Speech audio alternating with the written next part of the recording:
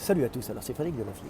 Aujourd'hui, je voulais vous faire une petite vidéo pour vous parler de la mentalité féminine et pour vous parler de cette particularité qu'a la femme de s'offrir au vainqueur. Alors bien sûr, il y a une multitude de mentalités féminines et on trouve de tout partout, hein. Mais il y a des tendances évolutives globales que l'on va rencontrer chez les femmes. Et évidemment, tout le monde le sait, c'est dans l'histoire, les femmes s'offrent aux vainqueurs. Je vais donc vous lire un petit texte, un texte que j'ai écrit, inspiré par une vidéo de Brut où l'on voyait une semi-féministe parler de ces tendances masculines à l'agression, au vol, à la délinquance. Et je vais donc essayer de vous l'expliquer par ce petit texte qui, je l'espère, vous fera comprendre notre monde. Le texte s'appelle bien sûr « Les femmes s'offrent aux vainqueurs ». Traditionnellement et culturellement, les deux se structurant mutuellement, la femme est attirée par le vainqueur.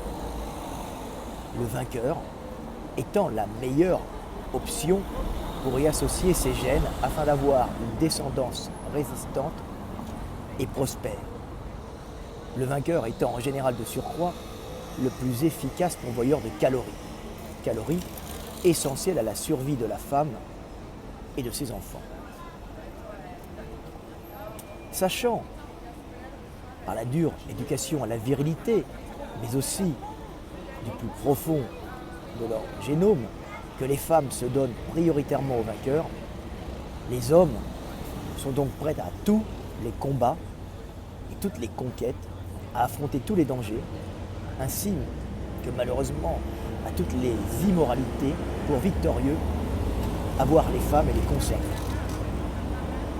Ainsi, les vols, les escroqueries, les agressions, les meurtres et les guerres sont-ils majoritairement réalisés de main d'hommes.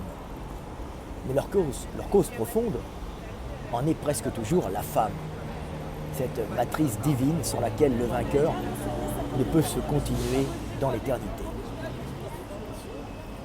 Si dur et impitoyable que cela puisse paraître, c'est encore actuellement le système le plus efficace pour engendrer les individus les plus performants pour affronter le monde et y vivre. Alors bien sûr, c'est un système, il n'y a pas de responsable, les femmes ne sont pas plus responsables que les hommes de cet état. Et si impitoyable et dur que cela puisse paraître, effectivement, les hommes sont génétiquement programmés à toutes ces actions de prédation et de combat qui sont en vérité des actions pour avoir le territoire et la calorie ou le conserver, pour avoir les femmes se donnant aux vainqueurs, c'est-à-dire ceux qui sont capables d'affronter le monde, d'éliminer la concurrence et de rapporter l'énergie.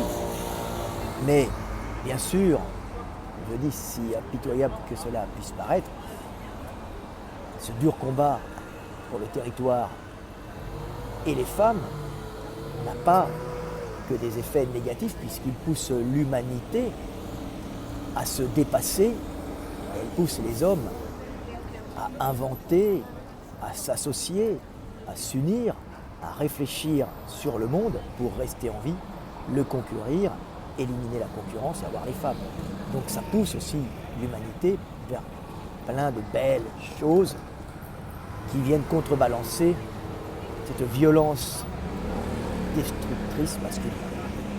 Voilà, c'était Fred Delavier, petite vidéo pour vous montrer qu'il n'y a ni méchant ni gentil, et que le monde est ce qu'il doit être, mais si nous pouvons trouver un système générant moins de souffrance, nous devons y réfléchir et le temps peut-être arrivé. C'était Fred Delavier. Je vous aime et paix sur terre.